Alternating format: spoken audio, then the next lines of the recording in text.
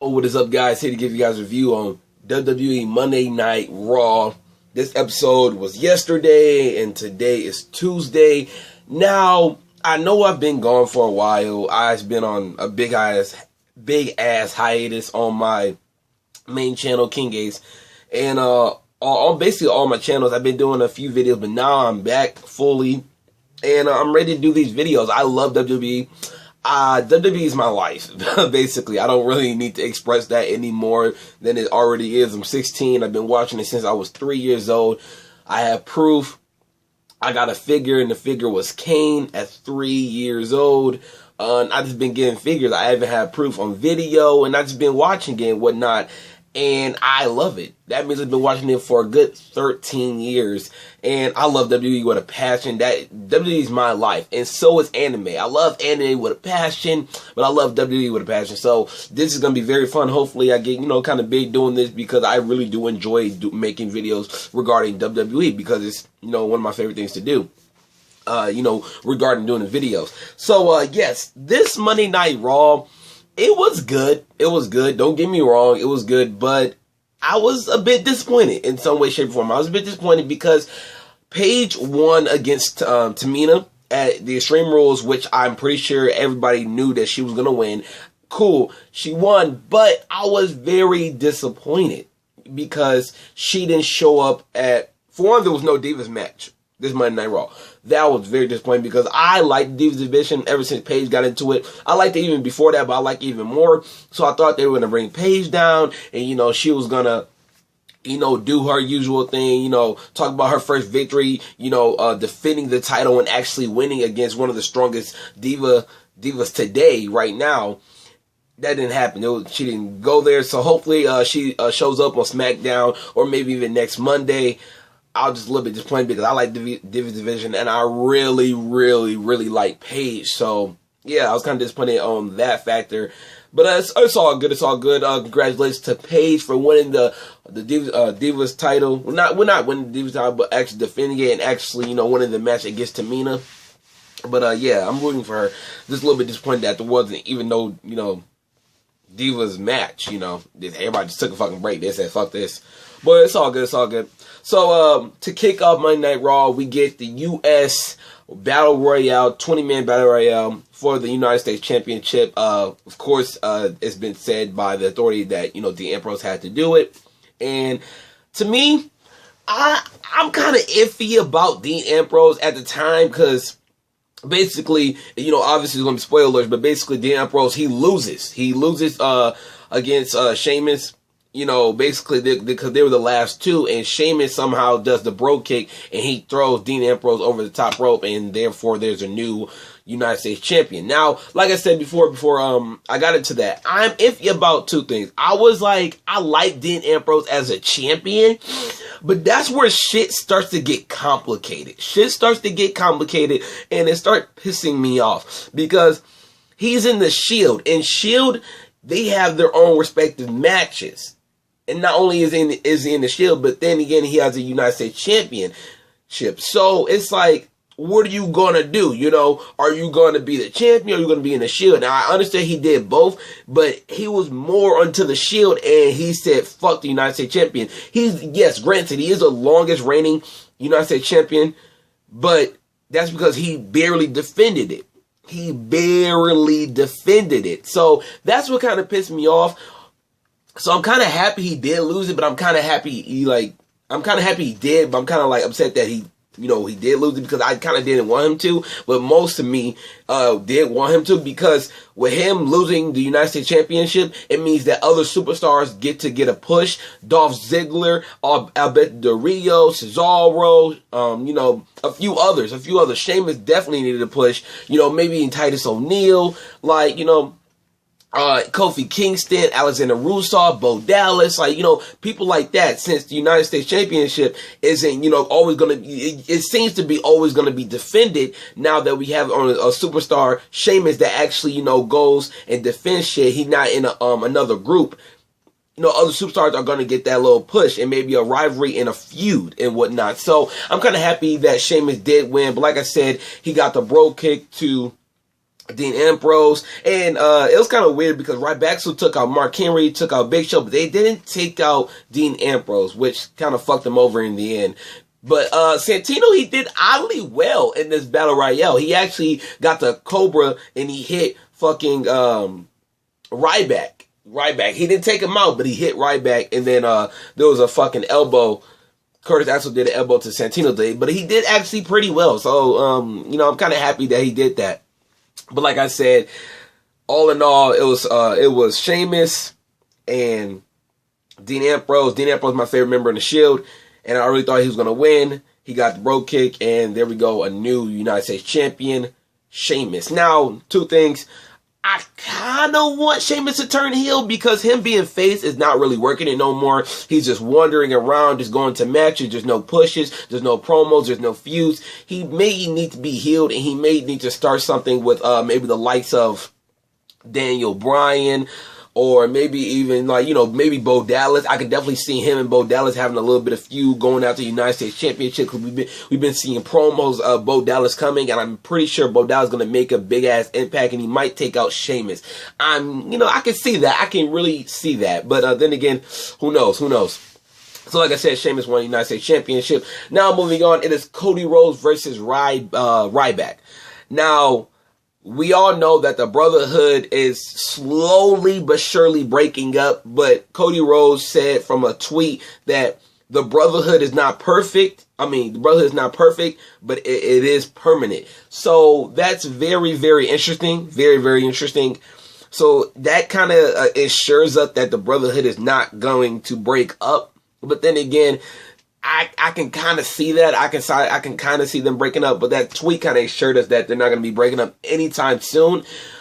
Ryback wins. Ryback needed this win. He needed this little push. I do not like Ryback so as a team because they're just two different entities and whatnot. Just joining a team throughout a fucking alliance, which is really, really fucking dumb.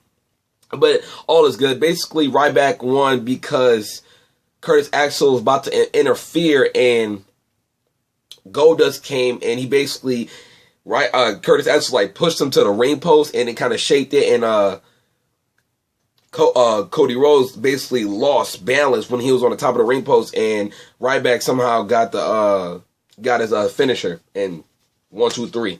So Ryback definitely needed this win, and we're slowly going to see the cracks between the Brotherhood, maybe even a few in between them. I think Cody Rhodes is going to go towards a heel more because he played it easier for him, but who knows? Who knows?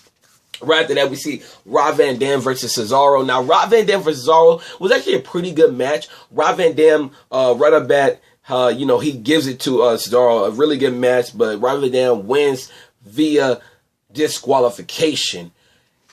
And I'm kind of liking this little segment. It was a good segment nonetheless, but I'm kind of liking it. This could be turning into a feud, maybe even with Jack Swagger, but something happened with Jack Swagger throughout the night that makes me think that he might not be in this little mini feud, because if you remember the triple threat that happened at not Elimination Chamber, sorry, Extreme Rules. So there might be Jack Swagger might not be in there because something happened at the basically into the middle of this episode of Raw. So yeah, then we get Kofi Kingston versus Alexander Rusev, and Alexander Rusev is coming off a win at the Extreme Rules against a 2-on-1 against basically R-Truth and Xavier Woods.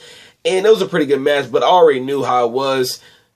Alexander Rusev won, and now he's going to face Kofi Kingston. And what pisses me off about, you know, the directors and the creative team is Kofi Kingston legitly beat Randy Orton when he was the World Heavyweight Champion, when he was the WWE World Heavyweight Champion. He legitly beat him. But they didn't give him no title shot, no nothing. They gave him a rematch, but that's when John Cena interfered. And I'm like, that's some bullshit. Like, Kofi Kingston deserved maybe even a title shot or something because he legitly beat him with the SOS. And then they gave him a rematch, but Johnson interfered. So I thought that was kind of bullshit. Like I said, Alexander Rusev 1, 2, 3. He got the submission, that big ass fucking weird submission that Big Show used to do, and he beat Kofi Kingston. That was very, very obvious. I knew that was gonna fucking happen. nothing too surprising there. Yeah, Alexander Rusev, I don't know who can really stop him. Maybe get a little feud with him and Big E, maybe. But yeah, if you guys don't know, it was Cinco de Mayo Day yesterday, on Monday, of course, and Los Matadores were celebrating, obviously, because they're Hispanics and whatnot. They were celebrating, but long and behold, 3MB, they interrupt Los Matadores because at the match at Extreme Rules between El Torito and Hornswoggle, El Torito won. So of course, Hornswoggle's gonna come in, try to wreak havoc and get his revenge. At first, 3MB lied and they said they wanted a truce, and Los Matadores said, okay, cool. So El Torito offered Hornswoggle some candy. He took it, he ate it, he threw it out, and Hornswoggle punched him. Then they just started wrestling or whatnot.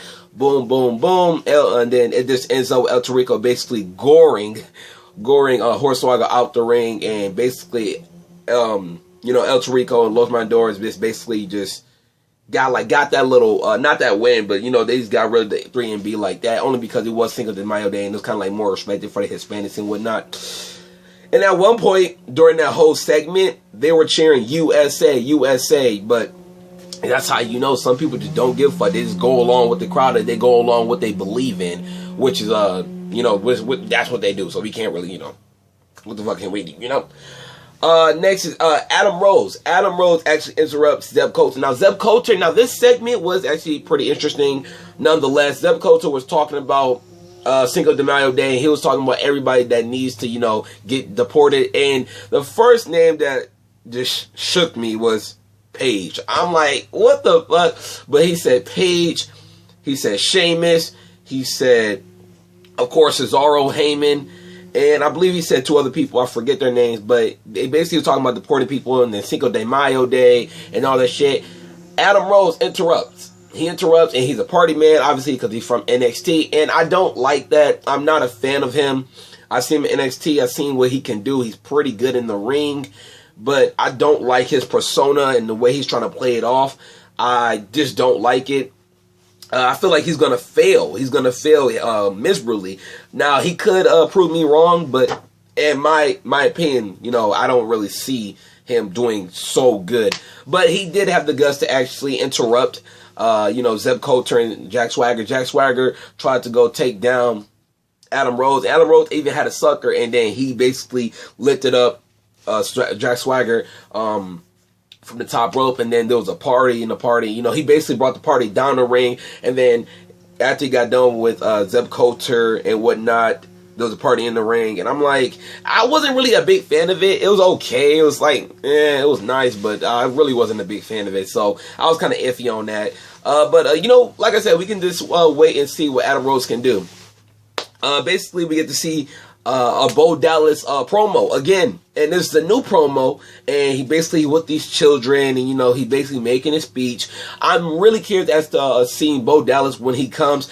I really want to see Bo Dallas go after either Bad News Barrett for the Intercontinental Champion or Sheamus, one of those two. See, because if they fuck around and get Sheamus heel before Bo Dallas comes, then that would be a good ass fucking match. Now, if they don't, then I can definitely see Bo Dallas. I don't know why, but I can't see Bo Dallas going for Intercontinental Champion. But I definitely can see him going for the United States Champion. I don't really know.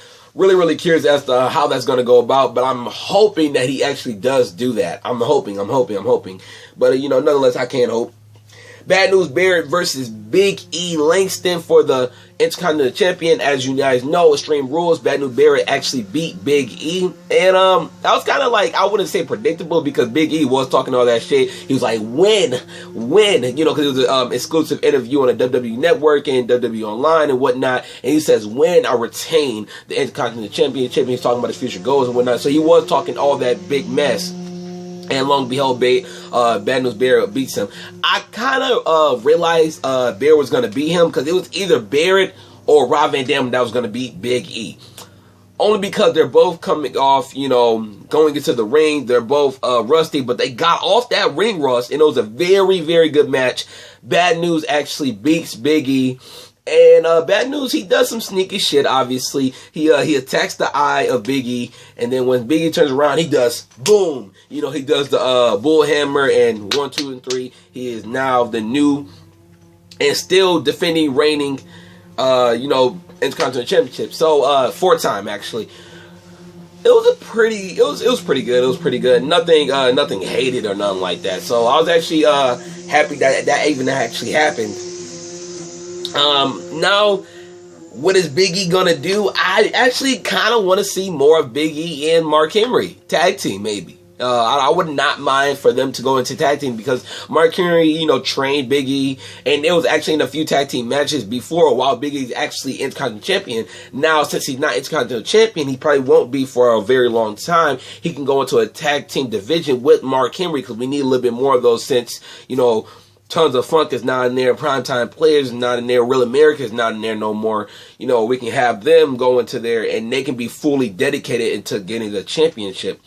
So that can be something good for Big E as of right now, because he does not need another championship run, and he doesn't need to be wondering. He just needs to maybe find his place in the tag team division as to right now. Maybe later on in the future, go for the United States or Intercontinental, maybe even, the WWE World Heavyweight Championship. Or maybe if they split. I kind of want them to split so more superstars can get their shine time. Because superstars like Big E, I don't see him becoming WWE champion, but I do see him becoming World Heavyweight champion, only because I see WWE champion being more prestigious and being more withhold than the World Championship. That's just me, in my opinion, obviously. Daniel Bryan go against Alberto Del Rio. He has to go against Alberto Del Rio along with Brie is there. I don't know why Brie is there, but Brie is there for obviously Brie is there because Kane. Kane will get any chance, because this is sadistic Kane. This is when Kane, stealing girlfriends and shit like that. So Brie is there basically in the protection of Daniel Bryan. Daniel Bryan and Alberto Del Rio. Ironically, it was actually a pretty good match. But Daniel Bryan gets the win from the yes lock, and he was actually trying to get out of it, but Daniel Bryan gets the win. Next you know, we hear the fire ablaze, we see Kane's music, and Daniel Bryan and Brie just immediately run off. They run off into the backstage area, and then we go to, we see them running to their car, and they put all their stuff in the car, and somehow a wire is cut.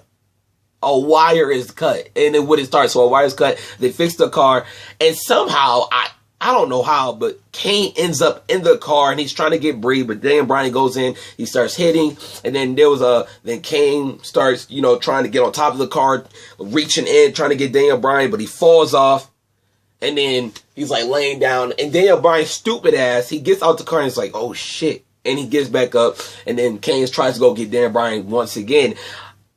I'm a little bit iffy. Like I can understand why they're continuing Kane and the whole Daniel Bryan feud, only because Evolution is still continuing their feud, and I kind of like how they forgot that Randy Orton is actually he's actually invoked into a title rematch against Daniel Bryan. So I'm kind of glad that they forgot about that. I'm kind of glad their feud is actually still going, because I love Sadistic Kane, because who knows what Kane's going to do after Daniel Bryan, is he still going to be in matches? Is he still going to be within the Authority? Like, what is he going to do? Is he going to turn face? Like, because Kane really never turned face, but like, is he going to be like a little good guy, but still have that bad persona? Kind of curious as to what's going to happen with that. After that, the main event, Shield versus the Wyatts. Now again, Shield, Dean Ambrose is already in a match, so he's already wore out. But then again, this is the main event, so hour or two has passed, and this was actually a good match. The Shield actually were kind of handing it to the Wyatts. The Wyatts and Shield, they always whenever they get into matches, they always do their thing. But lately, they have been there's been interruptions and whatnot. They can't finish a match without interruptions. Like I've been seeing that with Bray Wyatt against John Cena, and there's a few matches they haven't been able to win a match without interruptions. And before they could, just look at the Elimination Chamber between Shield and Wyatts. That was godly level. Like, that was some good ass shit. But yeah, this match is good. It seemed like at the end of the match, Roman Reigns, he just started taking out everybody, and he displayed a new moveset, like new kind of movesets, not kind of rusty at it, because he hasn't did it before, but it was actually kind of cool to see. when he's about to finish up Bray Wyatt, the Evolution comes out. And Evolution, usually they come out and they stand there. They came out and they were going to attack him. Now, I thought it was going to be a disqualification. I thought it was going to be disqualification because they actually attacked Roman Reigns, Dean Ambrose, and Seth Rollins on the outside and Roman Reigns in the inside of the ring, but it wasn't. And right when Roman Reigns turned around, Bray Wyatt gets that little fucking twist move. I don't even know what that's called. Then he goes for Sister Abigail. 1, 2, and 3. The Shield loses. Now, it's, they always do this. Like, Shield and the Wyatt, they've been having matches, low-key matches, every, like, once a month or, like, once every, 2 months. And the Shield always fucking loses. I don't think there's one time where the Shield actually beat the Wyatts. Whether it's a legit or whether it's disqualification. I don't think the Shield's ever beat the Wyatts. So that was kind of like some bullshit. After that, Evolution attacks the Shield. They weren't done. Batista does this gay-ass spine buster to Dean Ambrose on the fucking steel steps. Nonetheless, it was kind of weird, but it did hurt, obviously.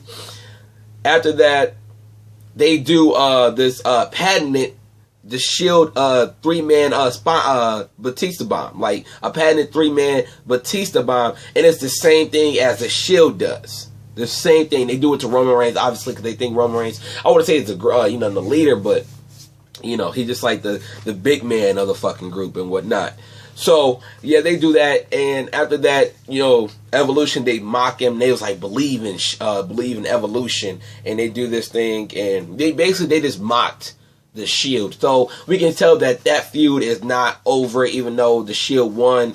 And the whole Kane versus Daniel Bryan feud is not over, even though Daniel Bryan won. Hopefully Kane will win, because I'm kind of want to see Kane win and maybe get this championship belt, because he haven't got nothing like this in a long time. He really hasn't. So I'm actually really kind of curious if he can maybe get this W. Maybe I don't know. That's pretty much it for Monday Night Raw, May 5th, 2014. Really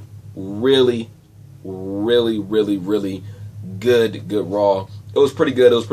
Like I said, disappointed that there was no Divas match, and I'm even so, I'm disappointed that Paige didn't come out and celebrate her first, victory, first title defense victory. Kind of disappointed on that area, but nonetheless, it was a pretty good Raw. All these segments were pretty good. I'm glad that there's a new U.S. title holder. I'm glad Bad News Barrett actually won. And, nonetheless, it was actually a pretty good, pretty good. Adam Rose debut. I'm not so, it's alright, but then again, who knows.